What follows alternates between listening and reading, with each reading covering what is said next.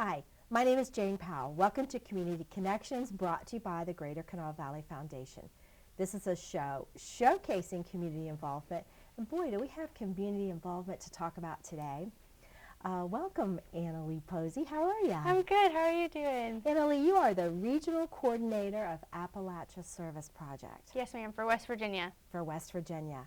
You have so much to tell us, and I can't wait to hear about it. So let's just jump right in. Okay. Tell me about Appalachia Service Project. Yeah, of course. Appalachia Service Project is a Christian nonprofit organization that provides free home repair to the families that we work for. We typically each summer serve in between 20 and 30 communities across our 5-state service region that includes West Virginia, Tennessee, Kentucky, Virginia, and North Carolina.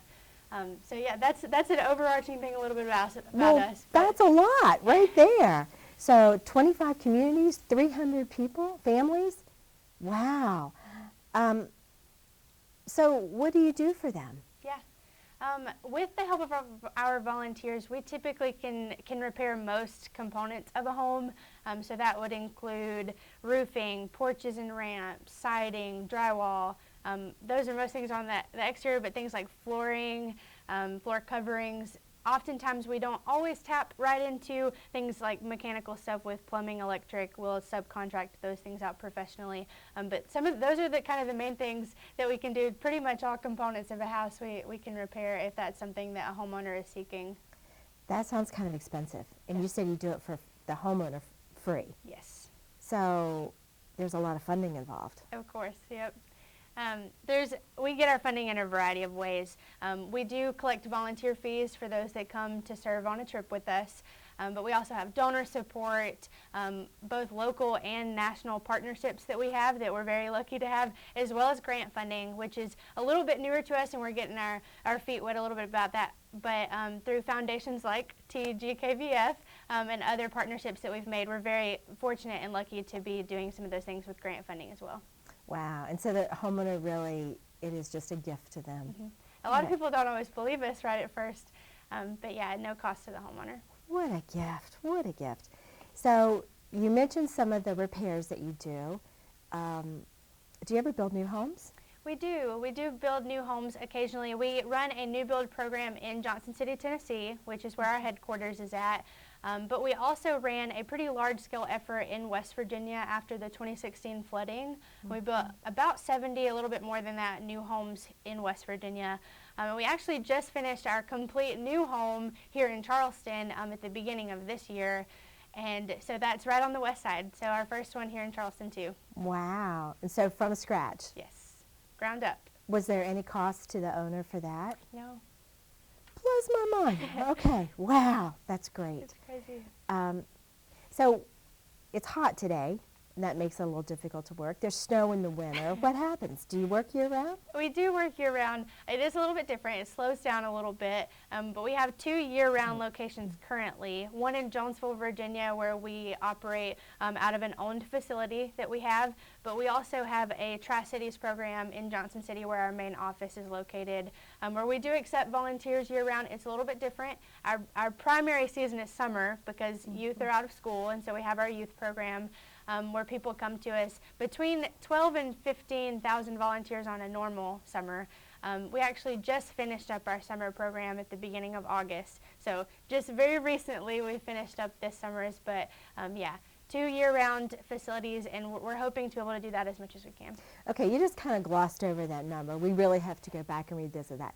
Between 10 and 15,000 volunteers. Yeah, it's a lot different. This summer, we wanted to still stay true to our safety protocols with COVID-19, but on a normal summer, between, I would say, 10 and 15,000 volunteers. Yes, ma'am. Wow.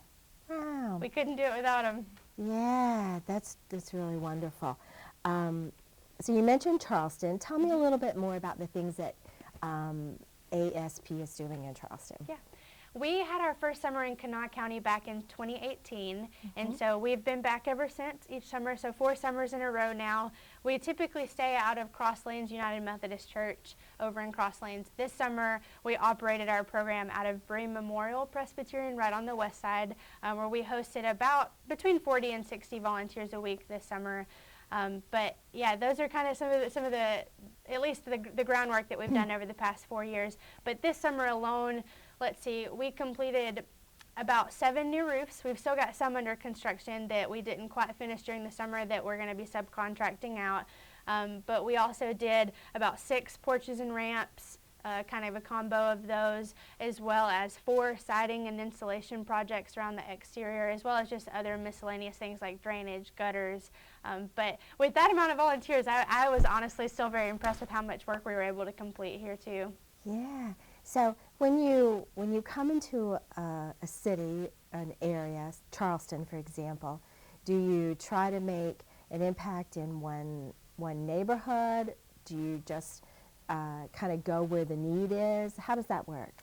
Step one is definitely getting applications. And so for a new county like this back in 2018, it was a lot of getting our name out. So wherever we could get applications of people that were seeking home repair is where we put our focus. A lot of homes on the west side, luckily we have funding dedicated to that area too. But yeah, so when our college age staff comes in at the beginning to end of May, that we train them on how to be efficient, but also to go where there's need. Mm-hmm. And so that could mean having a little pocket of homes in one area and some in another. Here it seems like everything's fairly close together, and so that kind of made it a little bit easier and more efficient for us. But definitely just getting the name out there, getting the word out there, letting people know who we are and what we're able to do. Mm-hmm. Well, speaking of that, if people wanted to apply to be part of your program, they could do that through your website, is that right? Yes. If people are interested in applying, www.asphome.org/apply will get you there. But you can also call our main office as well to get an application or get one sent to you in the mail and things like that. Okay. And so that would be the first step. If I had something that in my home that needed repair, that I would reach out to you through the website, mm-hmm. through the office, and then I guess you walk us through the process of what happens there. Once we obtain an application, those will be entered into our database, which we will keep on file for up to 3 years. And then our hope is that either if we have a year-round presence or just our temporary summer program, that our summer staff can go in and make those visits to see the repairs that people are requesting. And kind of see what people need, whether it be a roof, and we kind of have our own note-taking system so that those will stay on file with that applicant's application. And then if we get to it that summer, then great, then we kind of work through those repairs they're requesting. But if we can't fit it all into one summer, then those will stay on file with us. Wow. And it's my understanding we kind of pulled you off a job site this morning to come into the studio, so thank you for that. Thank you. Tell me a little bit about the project you're working on now. Mm-hmm, of course. Yes, so like I said a few moments ago, we just finished up our summer program, and so what that means typically is we may not always finish everything, so we might have a couple of loose ends to tie up, which is what we're here doing this week. So we finished up one project yesterday here in Charleston, and we're finishing up another today, this morning, and then after I leave here, we'll go back to doing some siding, as well as a little bit of roof work. So not much, but just making sure that we get all those last-minute details done before we leave. Oh, because I'm guessing you lost all your college volunteers. Mm-hmm. They're all going back to school now. Yeah, they went back at the beginning of August. Yeah. So it's up to the old guys to take care of everything, right? All those loose ends, for sure. Yeah. Well, wow. Oh, I'm sorry. So I got us off track. Let's go back to your work in Charleston and tell me, so it's a new market for you to be working in. What do you see in the future? Mm-hmm. Thank you for asking that. So just in 4 years, we have met so many amazing people here, truly made so many great connections, and we love being here. We feel like this community has welcomed us in, and we just right off the bat, we have loved that. With that, we hope to not just stop there. We want to take that and we want to run with it. We want to continue to grow in that. Like I said, we have been here and ran 4 successful summers at this point, and we've now completed our first home here from the ground up. But we don't want to stop there. We want to take that momentum and we want to push further and expand, and hopefully on a larger scale too, maybe even a year-round presence, if that is something that would be feasible in the years to come. Wow, that'd be great, wouldn't it? We'd love that. Charleston would love that. Yeah, Charleston would love that. Tell me about, I guess it is your your company vision or your mission statement would be to connect, to build, and transform. Yeah, that's a lot packed It into 3 is a words. lot. And I can kind of break that down just a little bit. I would say it definitely is something that influences our work. I would say it drives most of what we do. The connect piece, I mean, in some ways we're doing that right now, whether it be connecting with our partners around a table to see how we can all work together. We're not competing. We're all here for the same purpose. We want to work together. How can we best meet that need for the community? That's an aspect of the connect piece, as well as maybe it's sitting on a homeowner's front porch and hearing more about the history of the area. I'm not from here, so I would love to learn about it if I'm going to be spending time here. Or, I mean, our volunteers love ice cream, so maybe it's Who doesn't love ice cream? maybe it's getting to know the people at the local ice cream establishment or the hardware stores, like that connect piece. There's so many hands involved with ASP, and we couldn't do it just our full-time staff or our college-age staff. It's everybody. As far as the build, that's obviously the most apparent part of what we do. People see us building things, and I think that a lot of us would say that that's just the outlet that we use to do the serving and to spread that love and to see that hope in action. We kind of have like a little tagline within our program where we say ASP is a relationship ministry with construction on the side. That's a big statement too, but I think that that's true. And while those things are true, there's still nothing like seeing a homeowner get to run water in their faucet for the first time after 6 years. Or even just yesterday, we were talking with a family that was saying each and every time it rains recently, they think of all the volunteers that put on her roof this summer because it's not leaking anymore. And those are just 2 specific examples of things that have happened just in the last couple of weeks as we wrap up our summer program. But that build piece is obviously huge because that's how we get to do what we do.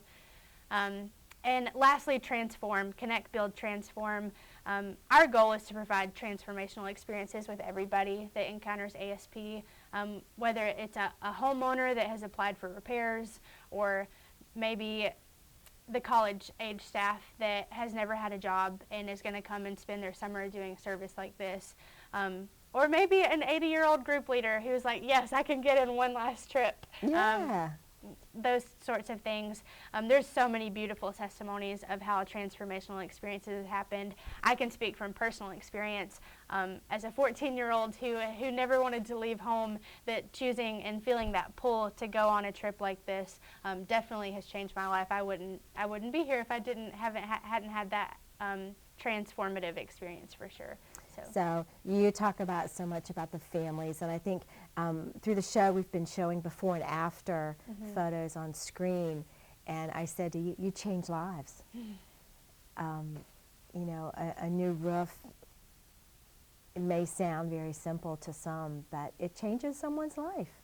Yeah, I think that's part of what we do. That's part of that testimony piece, and I would say that a lot of people that either work with ASP or come to volunteer with ASP would say that we see that too. We get that too.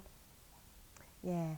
Annalee, you said you've been with the organization since you were 14 years old. I can just see the passion and the love for the work and the people that are getting the benefit of it. That's wonderful. And the fact that you're teaching the college kids how to continue that mission is just really nice. I want to go ahead and just one more time share ways people can reach out and get in touch with the organization. That's aspHome.org. To donate, that would be 866-607-4433. Or to volunteer is 800-289-4254. I sure hope you get some reaction to that. Thank you so much for being here today. It's been fun to talk with you. It's been great to learn more about the program. Thank you for having us. Good luck in Charleston. Thank you. And thank you guys for joining us. This has been Community Connections, brought to you by the Greater Kanawha Valley Foundation. We'll see you next time.